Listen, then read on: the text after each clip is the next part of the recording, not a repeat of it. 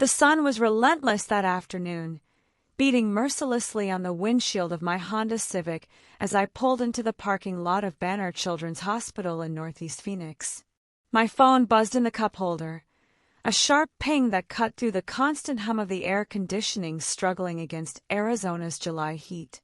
I glanced at it, expecting David's usual text about groceries or Emma's latest obsession with strawberry frappuccinos from Starbucks. Instead, the words on the screen stopped my breath. Moving to Miami with Jessica. Transferred savings to my account. Good luck with the mortgage. My fingers froze on the dark leather steering wheel, the world narrowing to that glowing screen that seemed to pulse with malevolence. Emma, my 5-year-old daughter, was still inside the hospital building, probably clutching her little pink backpack stained with tempera paint and glitter, patiently waiting for me to pick her up after her follow-up visit for food allergies. I was Natalie Rodriguez, 38 years old, a freelance photographer specializing in weddings who had deliberately traded lucrative late-night deadlines and weekend work for bedtime stories and school recitals. And now, apparently, I had become the abandoned ex-wife of David Mitchell, who had just detonated our entire life with a single, cruel text message. Our savings, $145,000 painstakingly scraped together over 9 long years of marriage, every single wedding photography gig, every difficult client endured with a forced smile, every family vacation postponed or canceled to save money, all gone in an instant. The checking account I frantically checked on my phone showed a balance that made me nauseous, $412. The mortgage on our house, a financial burden of $2,400 per month, was due relentlessly in exactly 4 days. I forced myself out of the car, my legs trembling slightly, Arizona's scorching sun hitting me like a physical slap as I crossed the hospital's asphalt parking lot. Heat shimmered from the pavement in visible waves, creating dancing mirages. Inside, the pediatric hospital smelled of that particular combination of hospital disinfectant, colorful crayons, and apple juice, a sterile but strangely reassuring chaos that spoke of children and healing. Emma ran toward me as soon as she saw me, her dark brown curls bouncing on her shoulders, her big brown eyes bright with innocent joy, her melodious and cheerful voice ringing through the corridor. "Mommy! Mommy! Did you bring my favorite bunny-shaped crackers?" she asked with that urgency typical of 5-year-olds, bouncing slightly on her feet. I knelt to her level, my hands still trembling, pasting a smile on my face that I knew was forced and probably looked like a pitiful lie to my own eyes. "Not today, little star. How about we get them on the way home? We can stop at our favorite store."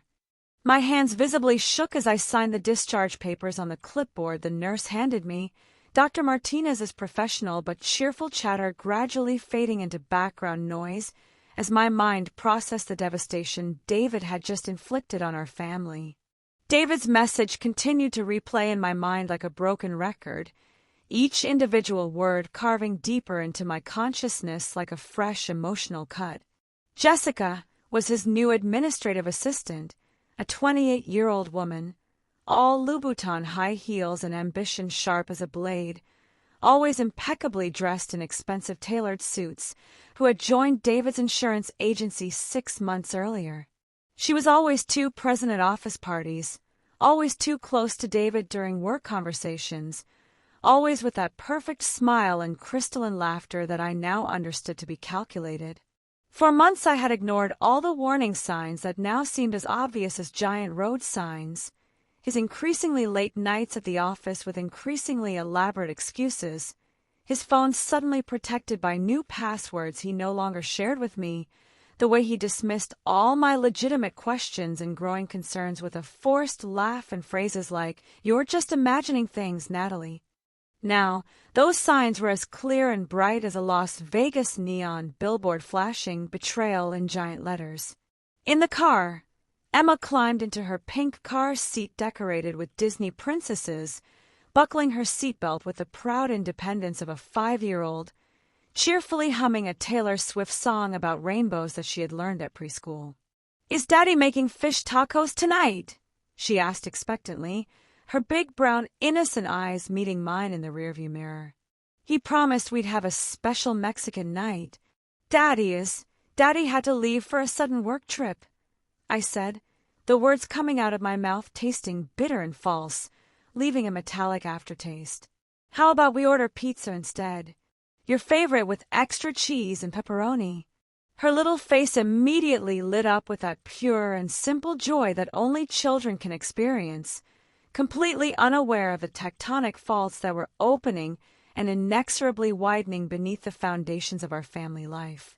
With fingers trembling from adrenaline and shock, I typed a reply to David, 3 dry and sharp words to mask the primal scream of pain and rage growing in my chest like a malignant tumor. Asterisk thanks for the heads up star. My heart was pounding in my chest like a war drum, not only from the burning rage consuming me, but from the sudden, crushing, and suffocating weight of pure survival. How do you keep a roof over your daughter's head when your entire world has been methodically gutted and destroyed by the man you had sworn to love for life? I gripped the steering wheel, so tightly my knuckles turned white. Phoenix's familiar skyline with its red mountains blurring through the shimmering summer heat, and in that moment I made a solemn and unwavering vow. Emma would never see me break. No matter what happened, no matter how hard the fight became, my daughter would never see her mother give up. Back at our cramped but cozy townhouse in Phoenix's suburbs, with its peach-colored walls and slightly creaking laminate floors, I settled Emma in front of the living room TV for her favorite afternoon show, the colorful cartoons of Bluey filling the screen. Her crystalline giggles were a fleeting and precious anchor in the emotional storm about to hit us, a sound of normalcy and innocence in a world that had just become completely abnormal. Arizona's oppressive heat had followed us inside despite the air conditioning working at maximum capacity, creating a suffocating atmosphere that seemed to reflect my emotional state. With hands still trembling from shock, I called Bank of America, my stomach knotting more and more as I waited to be connected with a customer service representative. The representative's voice was professional, polite but emotionally detached, a voice that had probably handled thousands of similar calls. "Yes, Mrs. Mitchell.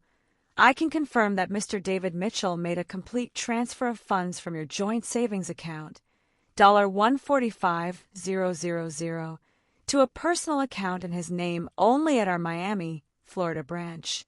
The transfer was completed yesterday at 2:30 p.m. But these are our shared savings," I stammered, my voice cracking. "Our family's savings. How can he just take them all? I'm deeply sorry for your situation, Mrs. Mitchell, but since it was a joint account with both names on the documentation, Mr. Mitchell had full legal access to all funds.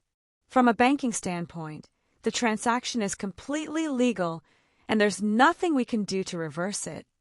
I frantically checked our checking account balance on my phone. $412.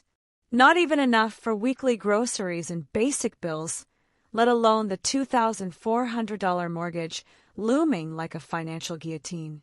I literally collapsed onto our second-hand beige fabric sofa, the crushing emotional weight of David's systematic betrayal pressing against my ribs like a giant boulder. I looked around our small living room, framed photos of our life together covering every available surface, walls carefully painted in cheerful colors we had chosen together, Emma's toys scattered everywhere in that organized chaos typical of families with young children, and realized all of this could be lost. 9 years ago, at a national wedding photography conference at the San Diego Convention Center, David had literally swept me off my feet with his irresistible charm and magnetic confidence. He had won me over with handwritten romantic notes he secretly slipped into my photography portfolio during breaks, sweet little notes I would find throughout the day, and whispered promises of a beautiful life built together, side by side, as equal partners in love and business. Back then I was an up-and-coming wedding photographer, determined and ambitious, methodically climbing the career ladder at a high-end boutique studio in Scottsdale, My professional dreams fueled by coffee consumed at all hours and a pure, burning ambition to become Arizona's most sought-after wedding photographer. David, a highly successful insurance agent with a charismatic personality, had a dazzling smile that could literally sell anything to anyone, including an idyllic future I believed in with all my naive heart. We married in a dream beachside ceremony in La Jolla after only 8 months of whirlwind courtship, moved to Phoenix for a promotion I had received, and with our combined savings bought that cozy little house with a view of the South Mountain Range, complete with a small garden where I dreamed our future children would play. When Emma arrived after 3 years of marriage, after trying for 18 months, I made the conscious decision to switch to part-time freelancing, deliberately trading lucrative weekend wedding photography sessions and high-pressure corporate presentations for whispered bedtime stories and precious moments with my daughter, while David's career took off and presumably financially supported our happy little family. But over the past 2 years, thin but persistent cracks had begun to form in the seemingly solid foundations of our marriage. Mysterious and inexplicable charges on our shared credit card, expensive dinners at romantic restaurants, luxury hotel suites, women's lingerie boutiques began appearing with increasing frequency about 2 years ago, right after we had sold our beloved house with mountain views to finance David's college friend's tech startup, a risky venture that promised astronomical returns but instead collapsed spectacularly within 6 months, taking $75,000 of our hard-earned savings with it. When I confronted David about these suspicious charges, showing him printed receipts and asking for reasonable explanations, he dismissed all my legitimate questions with irritating confidence, vaguely citing inevitable market investment risks and business dinners necessary to cultivate important clients. And I, stupidly, believed him, ignoring my instinct that screamed something was wrong, completely ignoring receipts for romantic dinners at intimate restaurants he claimed were business meetings with high-value potential clients. The situation was made even worse by the constant and judgmental presence of his mother, Patricia Mitchell, a tall and stern woman who periodically descended upon us from her Seattle mansion like an emotional storm. She would enter our modest life with her Chanel designer clothes, Hermes bags, and Prada heels that made accusatory click-click sounds on our laminate floors, each step resonating with unspoken but palpable disapproval. Emma really needs more discipline and structure in her daily life. Natalie, Patricia would always say during her visits, her icy blue eyes critically scanning my tempera paint-stained jeans and casual mom t-shirts. You're definitely too permissive and indulgent. Children need clear boundaries and firm rules. And David needs a wife who actively supports his career instead of playing with colors all day. David never defended me during these subtle but cutting verbal attacks. His silence during his mother's criticisms had become a silent but constant betrayal that now, looking back, I understand was a dress rehearsal for the final abandonment. The phone suddenly rang, the sharp sound shattering my painful memories like broken glass. Patricia's voice through the speaker was cold as Arctic ice, sharp as a blade. "Natalie, what the hell have you done this time?" David just called me in tears, completely emotionally destroyed. He told me you're emotionally blackmailing him, that you're threatening to keep Emma away from him forever unless he gives you more money. How dare you use my granddaughter as a weapon in this marital war you've created? I gripped the phone so tightly I thought it might break, completely stunned by the audacity and total reality inversion. "Patricia!" David literally abandoned me with a text message. A text message. He completely drained our bank account and moved to Florida with his 28-year-old mistress. I'm not blackmailing anyone, and I'm not threatening anyone. I'm the one who was abandoned and betrayed. Oh, please, Natalie, don't play the innocent victim. She snapped with palpable contempt. I've seen the messages you sent him. I've read your threats. David showed me everything. You're literally threatening to cut him completely out of his daughter's life if he doesn't agree to give you more money than you deserve. It's classic despicable emotional blackmail. Her words were like punches to the stomach, each accusation revealing the frightening depth and sophistication of the disinformation campaign David had already put in place. He wasn't just running away from our family. He was methodically building an elaborate and convincing alternative narrative where I was the psychologically unstable and vindictive wife, and he was the victimized and oppressed husband desperately seeking freedom from a toxic marriage. I hung up abruptly, my hand shaking violently not only from the burning rage consuming me, but from the growing and paralyzing fear that this battle was much bigger and more complex than simple stolen money. This was a war for Emma, a war for truth, a war for the stable and loving life I had promised and sworn to give my daughter. I looked at her through the archway separating the kitchen from the living room.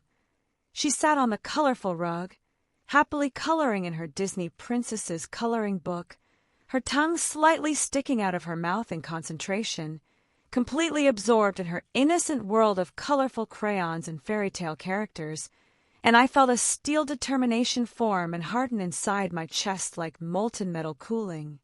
David thought he could simply erase Emma and me from his perfect new life like unwanted photos from a phone.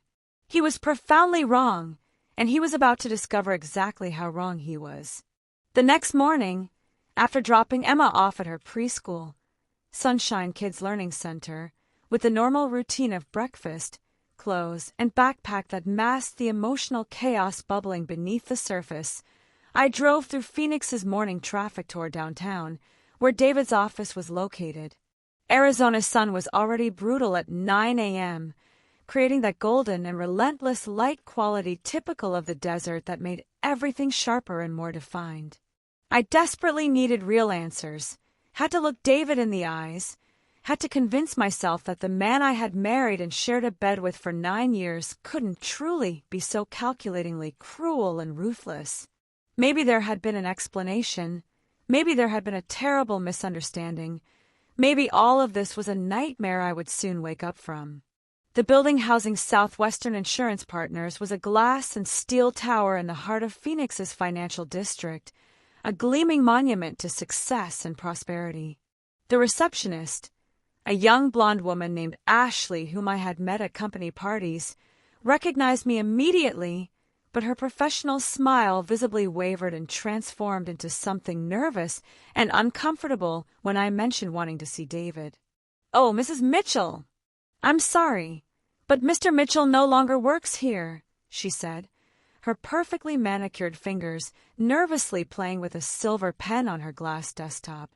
"He submitted his official resignation 3 weeks ago. Yesterday was his last official day for the handover. 3 weeks." The words echoed in my head like hammer blows. My voice, when I finally managed to speak, sounded hollow and distant, as if it belonged to someone else. But he was here last Monday. I saw him leave for work Monday morning as always." Ashley deliberately avoided my eyes, staring instead at documents on her desk. "Yes, he was here Monday to complete the final transfer paperwork and hand over his clients to his replacement.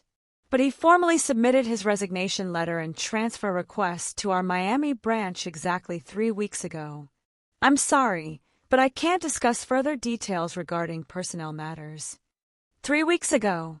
3 whole weeks. While I was innocently planning Emma's unicorn-themed birthday party for the next month, while I was carefully researching elementary schools for the next year, while we were discussing our summer family vacation to the Grand Canyon, David was methodically and silently dismantling every aspect of our shared life like a professional demolition expert. I thanked Ashley with a voice I didn't recognize as mine, my legs feeling numb and unstable as I mechanically walked toward the golden elevators, the devastating truth sinking into my stomach like a stone thrown into a deep lake. This betrayal hadn't been impulsive or emotional. It had been calculated with surgical precision, planned with methodical care, executed with the ruthlessness of a military operation.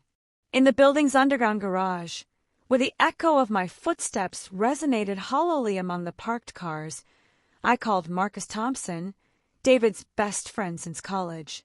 Marcus, an accountant with an office in Tempe, had always been cordial but respectfully distant toward me during our social encounters, maintaining that masculine loyalty that prevented him from being too friendly with friends' wives. "Hey, Natalie," he answered after 3 rings, but his voice had a cautious and tense quality I had never heard before. How are you doing?" "You knew, Marcus," I said, the accusation slipping out of my mouth before I could stop or soften it. "You knew David was leaving. You knew he was planning to abandon Emma and me." The silence on the other end of the line was long and painful, eloquent enough to answer my question before Marcus spoke. When he finally spoke, his voice was heavy with guilt and regret. "David made me swear not to tell anyone, Natalie. He told me he needed to make a clean and definitive break. He said Jessica made him happy in a way you had never been able to, and that in the long run you and Emma would be much better off without him in your lives. He said he was doing the right thing for everyone. Happy." The word burned my throat like acid. "He took all our savings, Marcus. Every single dollar we had saved together. Did you know about this detail of his great romantic escape, too?" "Jesus Christ, no," Marcus said, his voice suddenly tense and shocked. He had never mentioned anything about money. He had told me you had inherited a substantial trust fund from your family, that you were financially stable and independent. I never would have thought he would go as far as stealing your shared savings. "Natalie, I didn't know things had gone that far." I hung up abruptly, the betrayal spreading like an oil stain. It wasn't just David. It was an entire network of people who knew, who had lied, who had actively or passively participated in the demolition of my life. When I returned home, a thick manila envelope was waiting for me at the front door, delivered via certified courier with signature required. Inside were formal legal documents. David's official divorce petition, filed with the Maricopa County Superior Court exactly 1 week ago, listing his new legal address as 2500 Biscayne Boulevard, apartment 4501, Miami, Florida, 33137, and more shockingly, containing a clause where he formally and completely renounced all legal parental rights to Emma. An official letter from the law firm Brennan and Associates, representing David, claimed in formal legal language that I possessed substantial and independent family financial resources to adequately provide for all my and the minor's needs, a lie so flagrant and documentable that it made me literally laugh hysterically for a moment before I realized I was having a nervous breakdown. I desperately searched through David's desk in our small home office, looking for anything that could help me fight this impossible situation. His drawers had been systematically emptied of everything except the most mundane things, but at the bottom of the deepest drawer, under a pile of old electricity bills and car insurance documents, I found a cream-colored envelope addressed in Patricia's elegant handwriting to Mrs. Patricia Mitchell, 1247, Lakeshore Drive, Seattle, Washington. Inside was an expensive birthday card with embossed flowers and, handwritten in David's dark blue ink, a note that froze my blood. Asterisk Mom, thank you from the bottom of my heart for the advance for the Miami apartment. Jessica and I can't wait to show you our new place with an ocean view. Honestly, we never could have afforded this step without your financial help. With all my love and gratitude, David starred. The card was dated exactly 4 months ago, February, right when David had started casually mentioning a possible promotion that might require transfer to Florida. Patricia hadn't simply known about her son's escape plan. She had actively financed it with her money, making herself an active accomplice in our family's destruction. My hands were shaking violently as I photographed the card with my phone, white-hot rage and mental clarity colliding in my mind like opposing weather fronts. One thing was perfectly clear now. This was no longer about trying to save my marriage or win back my husband. This was exclusively about saving Emma's future and ensuring David couldn't continue to manipulate and damage my daughter's life. I sat in the minimalist waiting room of Anna Martinez's office, located in a modest but professional red brick building in downtown Phoenix, looking through the large windows as the Salt River flowed lazily under the afternoon sun. Anna, a divorce attorney specializing in family abandonment cases who had been warmly recommended by Sarah, one of the brides I had photographed the previous year, had a reputation for being tough but compassionate, exactly what I needed. When I finally entered her office, Anna proved to be a woman in her 40s with brown hair pulled back in a professional chignon and intelligent brown eyes that immediately assessed my situation. I methodically handed her David's divorce petition, all the bank statements documenting the theft of our savings, and the photo of the incriminating card David had written to his mother. What David did might be technically legal from a banking standpoint, Anna said, her eyes narrowing as she carefully examined each document, but from a moral and ethical standpoint it's absolutely despicable. More importantly, from a legal standpoint, family court judges absolutely do not look favorably on this type of manipulative and abandonment behavior. We can immediately file for emergency support for Emma and get a court order to freeze any other assets David might have. Anna leaned forward across her desk, hands clasped. However, to build a truly strong case, we need concrete and incontrovertible proof that David is actively earning substantial income in Florida while deliberately avoiding his legal and moral responsibilities as a father. I nodded energetically, clutching in my sweaty hands the screenshots of David's cruel message and bank transfer confirmation I had printed. That evening, after putting Emma to bed with our normal routine of bath, pajamas, and story, which she didn't know could be one of the last times in our house, my parents called from their retirement ranch near Tucson. "Natalie, we heard everything from your sister," said my mother, Elena Rodriguez, her voice strong but trembling with emotion. "We'll cover your mortgage for as long as necessary. We won't let you and Emma lose your home. This family takes care of its members, always and no matter what." Their unconditional support partially loosened the knot of terror gripping my chest, finally giving me space to breathe deeply and start planning a counterattack strategy instead of simply reacting to trauma. Later that night, with Emma sleeping soundly in her unicorn-decorated room, I systematically combed through every inch of David's abandoned desk, searching for any clue that could help me. On our shared MacBook laptop, which David had evidently forgotten to take with him or erase in the rush of departure, I found a treasure trove of evidence in his automatically saved cloud emails. In the drafts folder was an unsent email addressed to Jessica, dated the day before his abandonment message, with an attached professional updated resume listing his new employment at Prestige Realty Group Miami as Senior Insurance Sales Director, with a start date 2 days after his cruel text message. My heart began beating so hard I could hear it in my ears.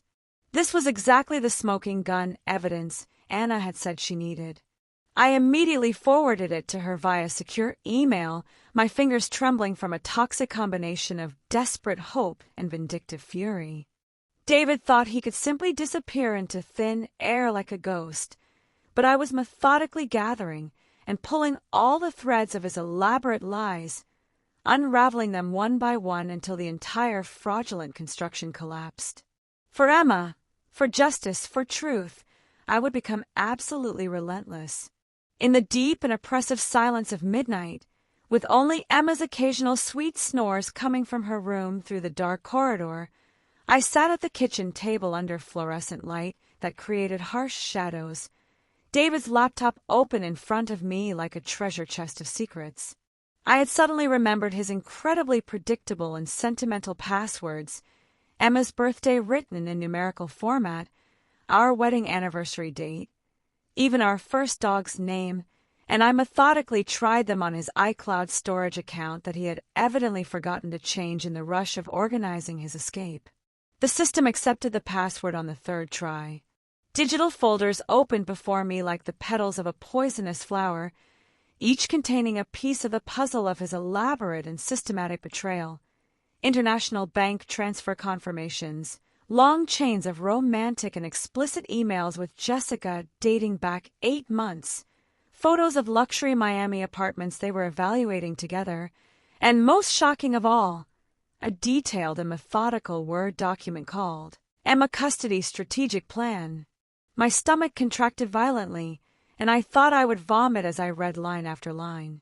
David and Patricia had spent months meticulously planning to use my brief but documented struggle with postpartum depression, which I had courageously fought with professional therapy and medication for 6 months after Emma's difficult birth, to legally paint me as a psychologically unstable and dangerous mother, and subsequently obtain complete custody of Emma to bring her to live with them in Florida. The words blurred as tears of rage and pain stung my eyes, making reading difficult.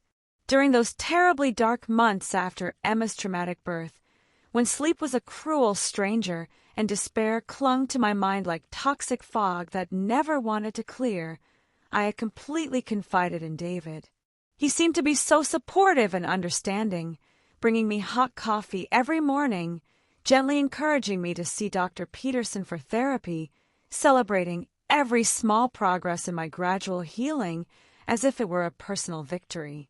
Now, reading these horrible documents, I understood that every apparent gesture of support had actually been systematic collection of ammunition to use against me in the future. Every therapy session he had encouraged, every moment of emotional vulnerability I had shared with him, every tear I had shed in the privacy of our bedroom, everything had been cataloged and documented as evidence of my alleged inadequacy as a mother. Worse still, a long thread of text messages between David and Patricia, dating back 6 months before his escape, made their plans explicit and disgusting. Asterisk, once you're definitively settled in Florida with Jessica, we can start aggressively pushing for complete custody. Natalie's documented medical history with postpartum depression gives us significant legal leverage. No judge will want to leave a child with a mentally unstable mother. But the most shocking discovery was hidden in a subfolder called Offshore Finances, detailed screenshots of a bank account at Cayman National Bank with account number and access details, containing not only our stolen $145,000, but another $320,000 of mysterious and suspicious origin. This account had been opened 3 years earlier with the direct help and financial consultation of Patricia, who evidently had experience in this type of offshore financial operations. The discovery wasn't just a potential financial lifeline for Emma and me, it was crushing and incontrovertible proof of a premeditated family conspiracy to defraud me and steal my daughter. I immediately printed every single document, photographed them with my phone as backup, and sent them via encrypted email to both Anna and myself as additional backup. My hands were no longer trembling from fear or shock, but from a fire of determination that burned ever more intensely inside me. David and Patricia thought they could methodically erase me from Emma's life as if I were simply a temporary obstacle to be removed. They had no idea what kind of fighter they had just awakened. My phone suddenly rang in the night silence, making me jump. The number was unknown, with a Florida area code, but the voice that answered when I accepted the call was unmistakable. Jessica, although her usual arrogant confidence was completely gone, replaced by something that sounded like genuine fear. "Natalie, we absolutely must talk," she said without preamble, her voice tense and agitated. "David is literally falling apart here, and I've had enough of the situation. I'm tired of being involved in this family drama. And why exactly should I care what happens to David?" I asked, deliberately keeping my voice low and controlled so Emma wouldn't wake up, even though inside me boiled a rage that could melt steel. "Because he's hiding an enormous amount of money from me, too," Jessica said quickly, as if she was afraid someone might hear her.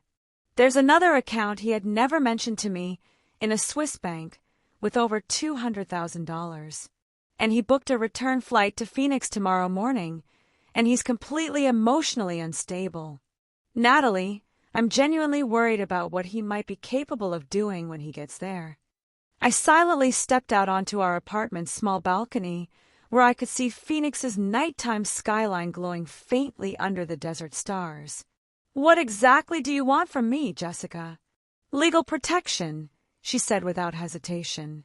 "If I provide you with all the evidence I've collected against David, and I have a lot, I need a written agreement guaranteeing me complete immunity from any legal action. David will definitely retaliate against me when he finds out I talked to you."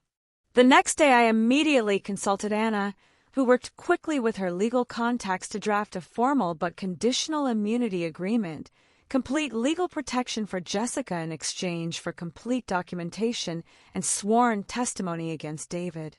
By sunset, Jessica had sent a massive digital package, detailed bank statements showing the hidden Swiss account, plus a legally valid 15-page sworn statement methodically detailing David and Patricia's elaborate and multi-phase plan to abandon Emma and me while securing custody of my daughter for their new Florida lifestyle. Jessica's betrayal of David wasn't motivated by any loyalty or sympathy toward me. It was pure, calculated self-preservation by a woman who had realized she was just another tool in David's manipulation, not the romantic partner she thought she was. But regardless of her motivations, she was giving me exactly the final piece of the puzzle I desperately needed. As I methodically saved all files to my computer and uploaded them to multiple cloud backups, my heart was pounding with a strange combination of anticipatory terror and vindictive triumph. David was returning to Phoenix, probably expecting to find me emotionally and financially destroyed, completely vulnerable to his next phase of manipulation. But instead he would find me completely prepared, legally armed, and ready for war. The Maricopa County Courthouse was an imposing and intimidating building of gray granite and glass, but Anna's professional and reassuring presence at my side gave me the strength and confidence I needed as we prepared for the emergency hearing she had scheduled. The waiting room was full of other families in crisis, each with their own story of betrayal and conflict, but I focused only on the battle about to begin. Inside the formal courtroom, we came face to face with David's attorney, a man in his 50s in an expensive gray suit named Richard Brennan, who had a reputation for being slippery and unscrupulous but very effective in representing husbands who abandoned families. To my complete surprise, Patricia was seated in the public benches behind the defense table, her aristocratic face transformed into a mask of haughty disdain and glacial disapproval. "You should be deeply embarrassed and ashamed, Natalie," Patricia hissed as I passed by her, her voice dripping with contempt. "You're destroying my son's life out of pure selfish revenge." Anna immediately stopped and turned to Patricia with professional authority. "Mrs. Mitchell, I warn you that you will be called as a key witness in this case for your documented role in aiding and abetting the financial abandonment of the family. I strongly suggest you not speak to my client without the presence of your attorney." In the actual courtroom, Anna presented our case with the surgical precision of an experienced surgeon and the emotional intensity of a mother defending her cubs. She methodically highlighted every element of the conspiracy: David's cruel text message, the deliberately stolen $145,000 in family savings, the secret Miami job organized months in advance, the hidden bank accounts in the Caymans and Switzerland, and especially the Emma custody strategic plan. Document that revealed the premeditated conspiracy to paint me as an unfit mother using my past medical history against me. The custody plan document, printed and presented as official evidence, caused a visible reaction from the judge, the Honorable Sarah Chun, an Asian-American woman in her 60s with intelligent eyes and a reputation for absolutely not tolerating family manipulations. Her eyes narrowed as she read each page, and I could see her professional expression transform into something resembling disgust. David's attorney, Brennan, desperately tried to paint me as the real aggressor in the situation, the vindictive ex-wife using unfair legal tactics to punish a husband who had simply made the difficult but courageous choice to seek happiness after years of unhappy marriage. But every time he began to gain rhetorical momentum, Anna immediately counterattacked with concrete documented evidence that completely demolished his narrative. After 2 hours of testimony, evidence presentation, and cross-examinations, Judge Chen removed her glasses, looked directly at the defense table, and spoke with a voice that was cold as tempered steel. Mr. Brennan, in 25 years of judicial career in family court, I have seen many difficult and complex cases, but I have rarely witnessed manipulation so calculated, systematic, and frankly cruel as what is documented in this case. Mr. Mitchell didn't simply abandon his wife and daughter. He premeditated and orchestrated an elaborate campaign of financial deception and psychological manipulation that could have caused permanent damage to an innocent child. She immediately and completely granted every single request Anna had presented. All of David's bank accounts, including offshore ones, were immediately frozen.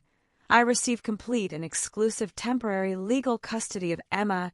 David was limited to supervised visits every other weekend at a professional family visitation center, and a complete forensic analysis of all family finances was ordered to determine the exact extent of the fraud. As we left the courthouse under Arizona's blinding sun, Patricia's look of pure hatred followed me, but for the first time since all this began, I felt a real glimmer of hope and victory. I was no longer simply surviving or reacting to attacks. I was actively fighting for my daughter's future, and I was winning. The next morning, my phone rang with an international number I didn't recognize. "Good morning. This is Carmen Rodriguez, Human Resources Director at Prestige Realty Group Miami," said a woman with a Spanish accent. "We received a very concerning email from someone claiming to be you regarding Mr. David Mitchell's employment. Following this communication and some verification we conducted independently, Mr. Mitchell was immediately terminated yesterday for undisclosed legal issues that could compromise our company's integrity." "Excuse me, but I didn't send any email to your company," I replied, completely confused but with my pulse starting to accelerate as I began to understand what was happening. Carmen immediately forwarded me the incriminating email. It had been sent from a Gmail account that appeared to be my name but with a slight variation in spelling, and contained completely distorted and exaggerated claims about David's legal custody dispute, plus copies of some of my private legal documents that had been altered to make him look much worse than he actually was. My apartment hadn't been broken into or searched, leaving only one possible suspect, Patricia. I remembered she had made a support visit 3 days after David's abandonment message, presumably to offer emotional and practical help, while she was clearly rummaging through my personal files and photographing private documents. This fraudulent email had been her strategic move to deliberately sabotage David's job in Florida, ensuring he couldn't pay support for Emma and thus weakening the effectiveness of our court order. David called me exactly 15 minutes later, his voice completely raw with rage, confusion, and what seemed to be an imminent nervous breakdown. "You got me fired, Natalie. You deliberately sabotaged me, and now I can't pay for anything. How could you do something so vindictive and destructive?" "David, it was your mother, not me," I replied with a calm I didn't know I possessed, immediately forwarding the fraudulent email to both him and Anna. "Check the documents and email address carefully." Patricia had complete access to my files when she came here pretending to want to help. She orchestrated all of this. The line became completely silent for a long moment. Then David mumbled something I couldn't hear clearly, followed by, "I'll call you back." Exactly an hour and a half later, I received a series of screenshots David had sent me. A long chain of text messages between him and Patricia dating back more than a year, revealing that his mother's plan to free him from the unhappy marriage and obtain custody of Emma was much more elaborate and long-term than even he had fully realized. Patricia had manipulated not only me, but also her son, orchestrating events and creating situations to push our marriage toward final destruction. The betrayal was bidirectional and multigenerational. David hadn't known the full extent of his mother's psychological manipulation. even though he had been a willing participant in much of it. I immediately sent everything to Anna, who worked with her contacts in the state prosecutor's office to file formal criminal charges against Patricia for identity theft, electronic fraud, and malicious interference in family affairs. Patricia's elaborate plans were crumbling like a house of cards, and I was finally one significant step closer to real justice for Emma and me.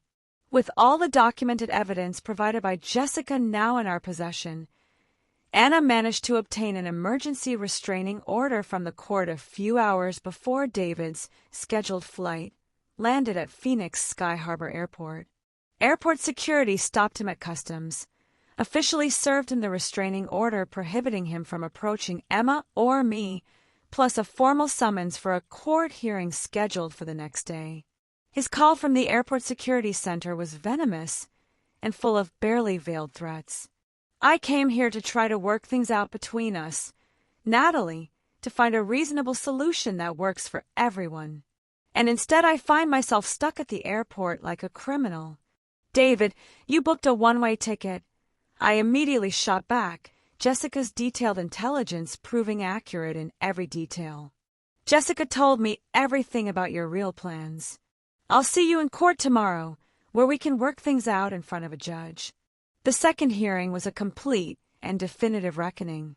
Anna methodically presented the hidden Swiss bank account, the documented custody conspiracy involving Patricia, evidence of identity theft that caused David's firing, and Jessica's sworn testimony confirming every aspect of our version of events. David's attorney, Brennan, at this point literally had no more credible arguments to present. His defensive strategy collapsed completely under the crushing weight of physical evidence, and I could see in his body language that he knew he had lost the case before it even began. Judge Chin immediately ordered a complete forensic analysis conducted by a certified public accountant specializing in financial fraud, a process that ultimately uncovered not only our original $145,000, but also an additional $270,000 in funds that Patricia had gradually transferred to David over the previous years, probably as part of long-term preparation for this eventuality. The courtroom felt electrically charged as each decision was announced, each verdict another brick in the protective wall I was building around Emma's future. David's arrogant defiance completely disappeared during the process, his eyes occasionally meeting mine with something that seemed vaguely like remorse or shame. But by that point I had completely finished looking for the man I thought I had married. That person was gone forever, if he had ever truly existed. The months following the final hearing brought a silent but satisfying form of justice that unfolded slowly but inexorably.